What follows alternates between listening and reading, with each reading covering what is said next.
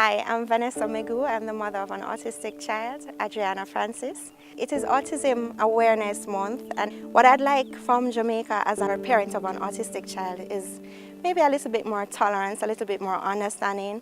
When we take them on the road, if they're in an unfamiliar situation, there are times when they'll throw what would look to you as like a tantrum, but it's actually a meltdown. Because for them, they are highly sensitive, and many times sounds that we can block out, feelings that we can analyze or we can assimilate, it's hard for them. They feel like all sounds are being thrown at them, all feelings are being thrown at them. They're overwhelmed with stimuli, with sensations, and for them, a part of the response to this overstimulation is for them to hit their heads, for them to scream, for them to behave in a way that as a society we may find unacceptable.